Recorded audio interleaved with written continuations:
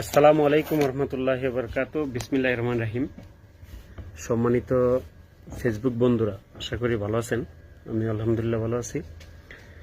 আমি ব্রাজিলের কুরিচিবা থেকে মোহাম্মদ বিলাল হোসাইন। আমি আপনাদের মাঝে একটি বিশেষ গুরুত্বপূর্ণ বিষয় নিয়ে আলোচনা করতে আসলাম। আজকে অবশ্য আপনারা দেখেছেন যে আমি এটা হেডলাইন করেছি, আজকের যে আলোচনাটা এটা হেডলাইন করেছি প্রবাস শেষে আপনি কি করতে চান। এই বিষয়ে আজকে এক দুটা কথা বলবো আপনাদের মধ্যে।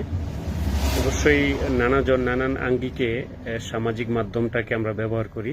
কেউ নেগেটিভলি করি, কেউ পজিটিভলি করি, কেউ নিজেদের প্রয়োজনীয় করি, কেউ অন্যের স্বার্থে করি। নানানভাবেই যেভাবে যে দৃষ্টিকোণ থেকে দেখে সেইভাবে সেইটাকে ব্যবহার করে। তাই এখানে যেহেতু আমি একজন প্রবাসী, আপনারাও যারা ভিডিওটা দেখছেন এবং শুনবেন, আশা করি অধিকাংশই প্রবাসী, যদি আমি ভুল না করি।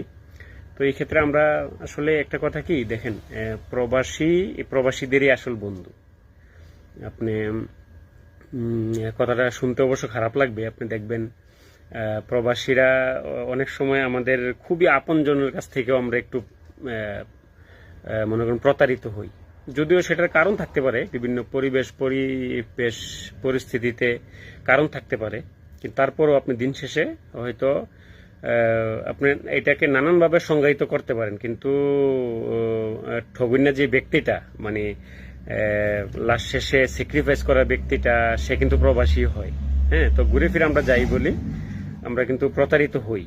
এবার একটু রক্তের সম্পর্ক থেকে হই, নিজেদের খুব আপনজন থেকে হই। তো নিজেদের আপনজন বলতে কাদের কথা বোঝাতে চাচ্ছি, এটা যারা ভিডিওটা দেখছেন আমি মনে করি যে এটা বুঝার কথাই, এত বিস্তারিত না বললাম। তো দেখেন, আমি আসছি ব্রাজিলে।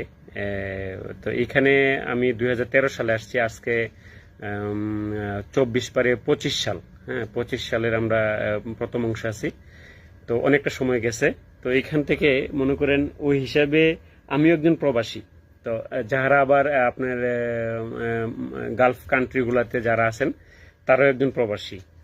এছাড়া আরো বিভিন্ন দেশ, আপনার আমাদের এশিয়ান কন্টিনেন্টালে আরো দেশ আছে, তারাও প্রবাসী। তো এখানে সব মিলে আজকে মূল যে বিষয়টা সেটা হচ্ছে যারা প্রবাস শেষ করেন। তো শেষ করেন বলতে